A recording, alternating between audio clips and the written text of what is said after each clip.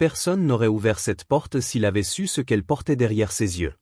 Cette nuit-là, la tempête couvrait le Wyoming comme un linceul, et la mort semblait rôder sur chaque rafale. Quand il entendit les 3 coups faibles contre le bois, Cad Harland pensa d'abord à un coyote. Mais quand il vit la silhouette effondrée sur son perron, couverte de neige et de sang séché, quelque chose en lui, cette part qu'il croyait morte avec sa femme, se remit à battre. Il ne savait pas encore que ce visage allait bouleverser sa vie et celle de ses enfants. Le vent hurlait entre les collines, soulevant la poudre blanche dans un chaos sans fin. Sous ce ciel impitoyable, une jeune femme avançait à pas lents, titubant, les pieds nus meurtris, la robe en lambeaux. Tess Whitlow, 22 ans, n'avait rien mangé depuis 3 jours. La faim ne faisait plus mal, elle gelait, elle vidait l'âme. Ses doigts, engourdis, effleuraient les rochers pour ne pas tomber.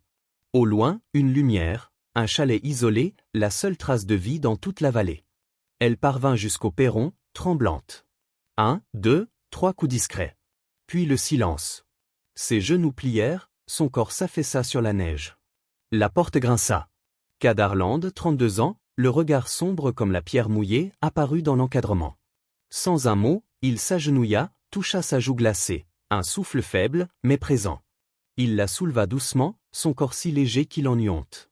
La tempête claqua la porte derrière lui. Il la déposa près du feu, retira son manteau et le posa sur elle avec une attention qu'il n'avait plus donnée depuis longtemps. Ses enfants, Noah, 9 ans, et Ruby, 5 ans, observaient depuis le couloir, leur silhouette tremblante dans la lueur du foyer. Ruby murmura, fasciné. « Papa, on dirait une fée des neiges. » Cad tourna la tête. « Apporte une couverture. » Noah hésita, puis obéit, sans quitter la femme des yeux. Cad prit un linge tiède, essuya le visage de Tess, chassant la neige et la saleté. Ses lèvres bougèrent, un nom ou une prière. Le feu crépitait. Le silence reprenait. Ruby s'approcha, toucha doucement le manteau. « Elle va rester » demanda-t-elle. Cad ne répondit pas. Il regardait la flamme danser dans ses yeux, comme un présage. Le matin, la lumière filtra à travers les vitres gelées. Tess ouvrit les yeux. Devant elle, 2 grands yeux d'enfant, curieux et sans peur. « T'es une sorcière » demanda Ruby. Tess eut un sourire fendu, rauque. « Non, petite. Pas une sorcière. »« Alors t'es magique » répondit l'enfant avant d'appeler « Noah ». Elle est réveillée. Le garçon entra, bras croisés, le regard méfiant. « Papa fait chauffer de la soupe » dit-il. Tess essaya de se redresser, le plaid glissa. « Je croyais la maison vide. » « Elle l'est pas » répondit-il froidement. Cad revint avec un bol fumant. L'odeur de poulet et d'herbe fit trembler Tess. « Mange doucement » dit-il. Sa voix était grave, ferme mais bienveillante. Noah posa une petite cuillère sculptée près d'elle. « C'était à ma mère. » Tess la prit, émit. « Merci, Noah. » Le garçon hocha la tête, impassible. La chaleur de la soupe descendit dans sa gorge comme une promesse de vie. Mais la honte revint, tenace. Elle leva les yeux vers Cad. « Je dois vous dire, mon nom était Whitlow. » Un silence tomba. « Mon père, c'était Edward Whitlow. » Cad se figea. Noah serra les poings. « C'est lui qui vous a pris ces terres, la saisie, les papiers. » La voix de Tess se brisa. Cad resta immobile, le regard dur. « Et pourtant, c'est toi qui meurs de faim sur mon seuil. » Elle voulut se lever. « Je devrais partir. » Mais ses jambes cédèrent. Une étreinte l'enserra soudain. Ruby, minuscule, la serrait de toutes ses forces. « Papa » murmura la petite. Le feu lança une gerbe d'étincelles. Cad détourna le regard vers la fenêtre, où la neige cessait enfin. Dans son cœur, quelque chose qu'il avait juré d'enterrer se ralluma lentement. On dit que chaque hiver enterre un secret, mais celui-ci apporta un nom. Depuis 3 jours, la neige recouvrait la vallée comme une tombe, et Cad Harland pensait enfin avoir trouvé la paix. Il ignorait que la femme qu'il avait sauvée portait le visage d'une malédiction. Quand l'aube se leva ce matin-là, un cavalier traversa le silence, tenant dans sa main un papier taché de pluie. Avant le soir, ce même papier allait briser tout ce qu'ils avaient reconstruit, la confiance, la chaleur, et peut-être la raison même pour laquelle il l'avait laissé vivre. Tu sens la cannelle. Tess se figea. Cad s'approchait, tenant une paire de petites chaussures de cuir. « Celle de ma femme » dit-il simplement. Elle ne voudrait pas qu'elle reste dans l'ombre. Il les posa doucement près du banc. Tess baissa les yeux, la gorge nouée. « L'homme qui m'a trahi est mort » poursuivit Cad. « Et la femme devant moi n'est pas lui. » Derrière lui, Ruby attrapa la main de Tess et la serra dans la sienne. Cad eut un léger sourire. Mes enfants ont voté. Tu restes. Et c'est tout ce qu'il me faut. Plus tard, alors que Cad fendait du bois dehors, Noah s'attarda. Il s'approcha en silence, puis sortit de sa poche une petite pierre bleue, rugueuse mais brillante comme la glace. Il la glissa dans la main de Tess. Pour te protéger, murmura-t-il. C'est porte-bonheur. Avant qu'elle puisse répondre, il repartit. Tess resta là, les doigts serrés sur la pierre, un peu plus réchauffée qu'après la soupe. L'après-midi, le vent s'était calmé. Le chalet baignait dans une lumière douce. Ruby était assise sur les genoux de Tess pendant qu'elle tressait ses boucles emmêlées. Ma maman serrait trop, marmonna Ruby à moitié endormie. Moi, je ne suis pas ta maman, dit Tess en souriant, mais j'ai 5 sœurs. J'ai de l'entraînement. Tu sens le pain grillé, murmura la petite. De l'autre côté de la pièce, Noah levait les yeux de son arc, intrigué. Tess lui lança doucement, ta corde s'use. Si tu la tords avant de la lier, elle tiendra plus longtemps. Tu t'y connais en arc? Demanda-t-il, méfiant. Mon oncle m'a appris. Il chassait l'élan. Le garçon hésita, puis lui tendit son arc. Tess s'assit à côté de lui et montra les gestes, précis, calmes. Peu à peu, ses mains maladroites devinrent sûres. Cad, debout dans l'encadrement de la cuisine, les observait sans dire un mot. Quand il entendit le rire de son fils, le premier depuis la mort de Marie, son cœur se serra. Le soir venu, Tess rangea la cuisine pendant que Cad rentrait le bois. En cherchant des allumettes, elle découvrit un petit carnet de cuir usé, couvert d'une écriture soignée, Marie Harland. Les pages sentaient la farine et la douceur d'autrefois, pain au miel pour quand il rentre gelé. Tess ferma les yeux, serra le livre contre elle, puis le posa délicatement sur la table. À l'heure du dîner, l'odeur du bouillon et du pain chaud emplissait la pièce. Autour de la table bancale, ils prirent place. Cad servait, silencieux. Noah passait les bols. Ruby riait, la bouche pleine. Tess, les joues rosies par la chaleur, levait parfois les yeux, hésitante mais apaisée. Ce n'était pas parfait, l'eau renversée, les maladresses, mais personne ne cria. Pour la première fois depuis longtemps, la paix avait une odeur. Après le repas, Tess voulut débarrasser. Cad secoua la tête. On nettoie ensemble, dit-il. Elle hocha doucement la tête. Quand il porta Ruby au lit, Noah s'approcha, gêné. Mon arc, il a tenu, dit-il timidement. Je sais, répondit Tess. Tu as tiré droit. Il eut un mince sourire. Peut-être que je te laisserai le réparer encore. Elle rit doucement. Je serai là. Quand tout s'endormit, elle resta un moment, seule face au feu mourant. Ce n'était pas chez elle. Mais pour la première fois, ce n'était pas non plus un lieu étranger. L'aube suivante, un bruit de sabots fendit le calme. Un cavalier s'arrêta devant la barrière. Son manteau trempé luisait sous le givre, et dans sa main, un papier froissé. Cad posa son marteau et s'avança. Qui me cherche? L'homme lança la feuille. Le vent la fit tournoyer avant qu'elle ne tombe sur la neige. Cad la ramassa. Le nom, l'écriture, l'image, Tess Whitlow. Recherché pour fraude et complicité. Sous la photo, la mention glaciale, récompense ou vivante ou morte. 24 heures, dit le chasseur. Après, je reviens la chercher. Derrière la porte, une voix d'enfant s'éleva. Elle n'a rien volé. Noah se tenait droit, le regard dur. Le chasseur eut un sourire méprisant. Mais Cad, lui, ne souriait plus. Le feu dans ses yeux n'avait rien à voir avec la colère. C'était autre chose, la peur qu'un foyer, à peine rallumé, soit de nouveau soufflé par le vent. On dit qu'il faut beaucoup de neige pour enterrer la vérité. Cette nuit-là, la tempête ne recouvrit pas seulement la terre, elle ensevelit les certitudes. Quand le chasseur lança, 24 heures, Cad Harland sut qu'il ne reverrait plus jamais ce ranch pareil. Mais ce qu'il ignorait, c'est que la fuite qu'ils allaient entreprendre allait révéler quelque chose de plus dangereux qu'une prime, la peur de perdre à nouveau. Car, parfois, ce n'est pas la mort qui poursuit les hommes, c'est la vie qui les met à genoux point, ce gamin a du cran, lança le chasseur. Alors écarte-toi, ou reste en dehors de notre chemin, répondit Cad sans hausser la voix. Ses yeux ne quittaient pas ceux de l'homme. Si tu veux la femme, tu passeras d'abord par moi. Et par mon fils. Il n'y avait aucune menace, seulement une vérité. Un long silence. La neige tombait, lente, presque paisible. Je reviendrai, finit par dire le chasseur avant de tourner bride. À l'intérieur, Tess se tenait près du feu, tremblante mais lucide. Cad posa le mandat sur la table. On part avant la nuit, dit-il. Prépare ce qu'il te faut. Ruby dormait à moitié, emmitouflée sur le banc. Cad la prit dans ses bras pendant que Tess bouclait un petit sac. Au crépuscule, ils quittèrent la cabane. Cad portait Ruby sur le dos, solidement attaché. Tess tenait Noah par la main. La neige leur mordait les pieds, le vent fouettait leur visage. Le chemin se rétrécissait à mesure qu'ils grimpaient. Tess glissa sur une plaque de glace, Noah la retint in extremis. Cad se retourna, la colère et l'inquiétude se mêlant dans ses yeux. « Je vais bien » souffla-t-elle. Ils poursuivirent, lents, obstinés, jusqu'à une ancienne galerie minière. Un trou béant dans la montagne, leur seul abri. Cad alluma un petit feu. Ruby grelottait. Tess déchira un PN de sa jupe pour lui éponger le front brûlant.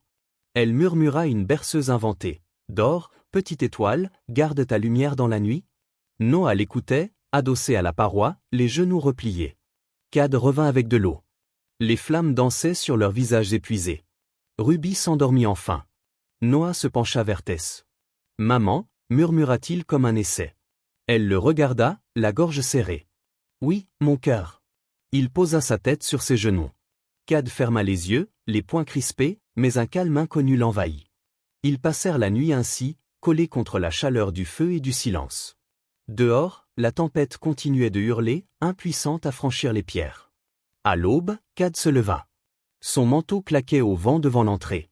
Tess s'approcha. « Et maintenant ? » « On continue, répondit-il. « Jusqu'à trouver un endroit où personne ne doutera de nous. » Ils repartirent, les traces aussitôt effacées derrière eux.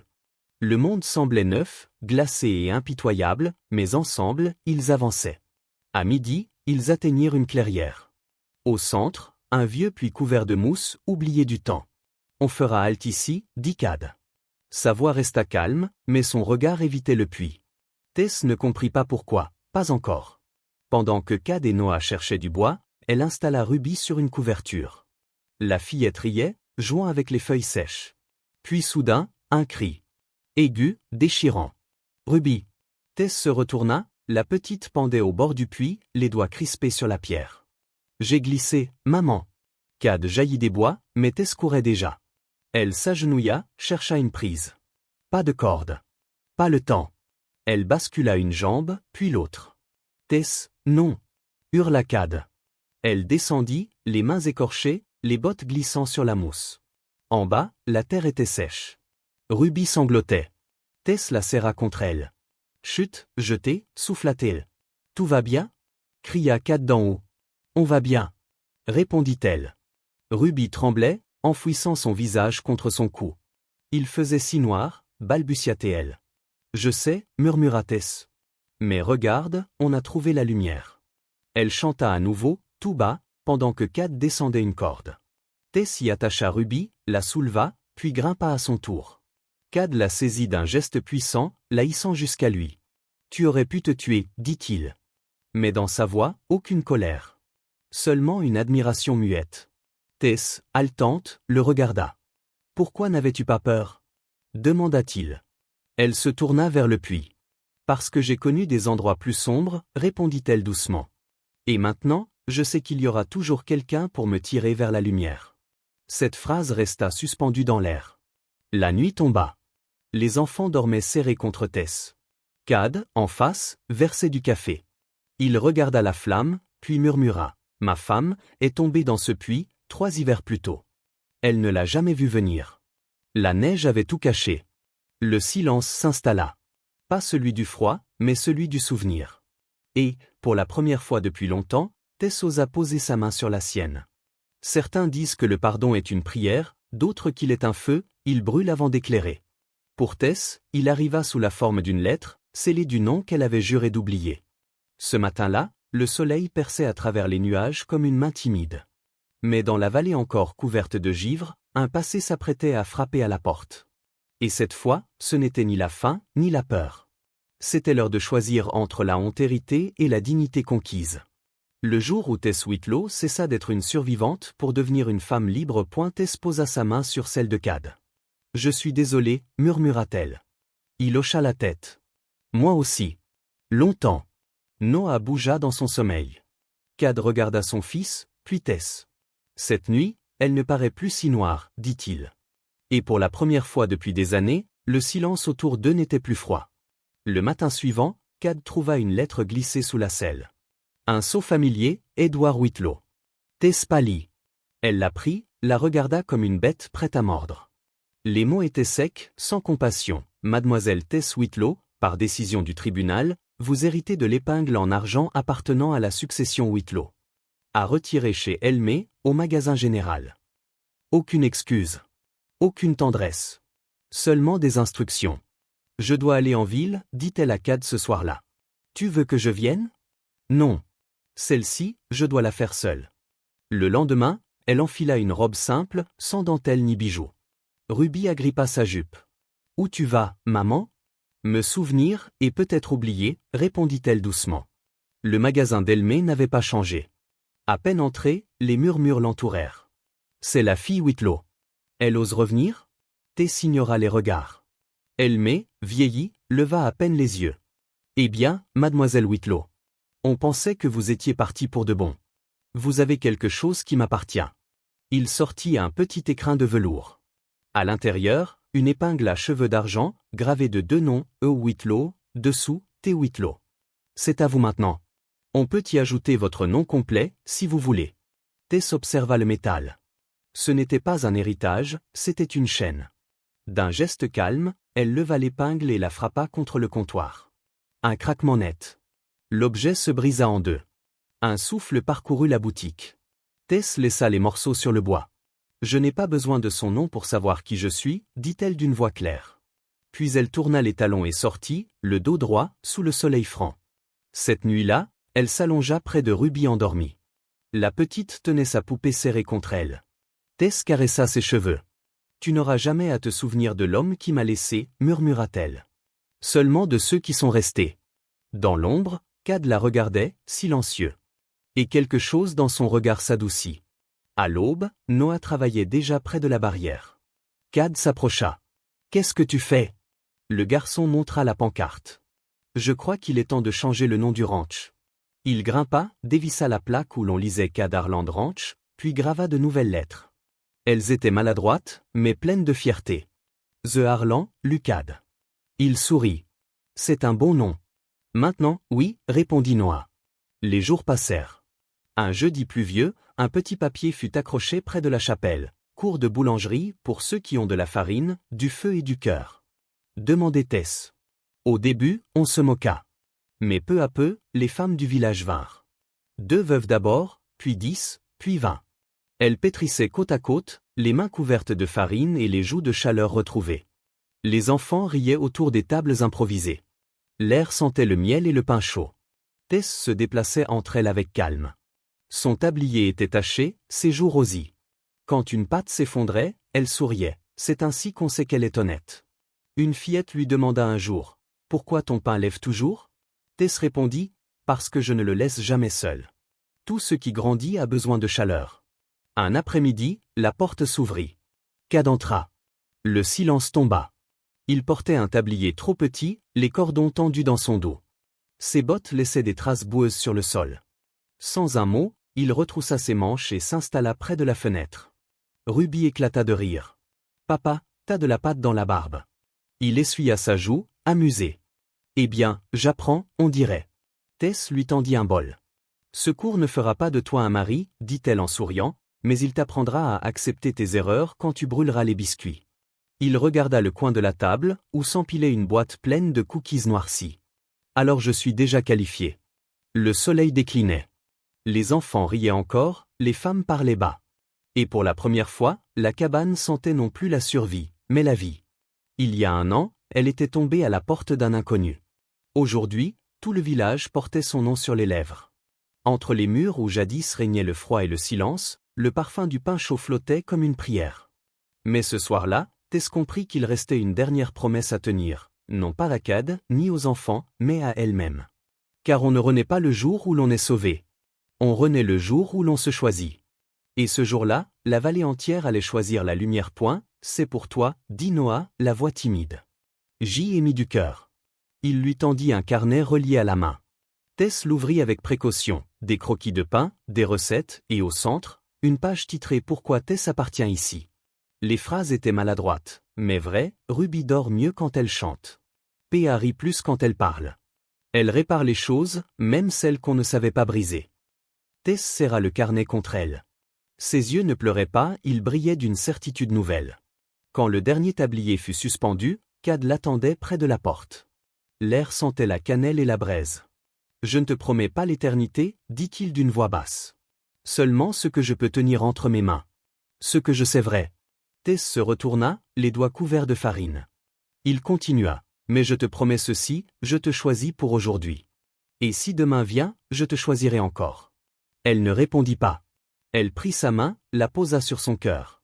Et dans le silence doré, là où le pain refroidissait doucement, leur vie levèrent ensemble, lente et certaine. 1 an plus tard, la vallée fleurissait de plus que des coquelicots. Des lanternes pendaient entre les clôtures, un grand drap flottait sur la place du village, la fête des noms perdus, viens comme tu, repars comme tu veux être. L'idée venait de Tess, un festival des secondes chances. Un jour où chacun pouvait abandonner le nom qui faisait mal et en écrire un nouveau. Dès le matin, les habitants affluèrent. Les enfants portaient des ardoises et des craies colorées. Les femmes aux mains tannées et les hommes au dos voûté s'approchaient, un peu honteux, un peu curieux. Ruby fut la première. Elle monta sur la pointe des pieds et écrivit « Miss Muffin ». « Pourquoi ce nom-là » demanda quelqu'un. « Parce que les muffins sont doux et toujours chauds à l'intérieur », répondit-elle très sérieusement. Puis Noah s'avança, grave, le menton haut. Il écrivit 3 mots nets, Noah, le protecteur. Tess, de l'autre côté de la place, sentit sa gorge se serrer. Quand vint son tour, elle hésita. Sa main resta suspendue au-dessus de la craie. Puis, lentement, elle écrivit « Tess Holloway non par le sang, mais par choix ». Un murmure parcourut la foule. Certains hochèrent la tête, d'autres essuyèrent une larme. Cad n'était pas encore là. Le soleil déclinait quand il apparut enfin, seul, tenant une cage de bois. À l'intérieur, une vieille poule caquetait, celle que Tess avait sauvée du gel l'hiver passé. Sur la cage, une pancarte. Pour celle qui est restée. Pour le nom qu'on a choisi. Tess sourit, les lèvres tremblantes. Pas de discours. Pas de cloche. Juste un souffle partagé. La foule se dirigea vers le vieux puits, autrefois lieu de douleur. Des lanternes y étaient suspendues. Un à un, les habitants déposèrent des bougies au bord des pierres, jusqu'à ce que la nuit entière semble respirer. Les enfants murmuraient leurs nouveaux noms comme des secrets confiés au vent. Les adultes suivaient, plus lents, mais tout aussi courageux. Tess se tint près de Cad. Ruby endormie contre sa hanche, Noah lui tenant la main. Elle leva les yeux vers le ciel, puis vers le cercle de lumière. Il disait que je venais de rien, souffla-t-elle. Regarde-moi maintenant. J'ai tout construit avec de la farine et de la foi. Et un peu d'entêtement, ajouta Cad avec un sourire. Ça aussi, admit-elle en riant. Autour d'eux, les rires montaient comme des volutes de cheminée. Les noms se chantaient, se réinventaient. Et pour la première fois depuis longtemps, personne dans la vallée ne se sentit perdu. Pas même la neige.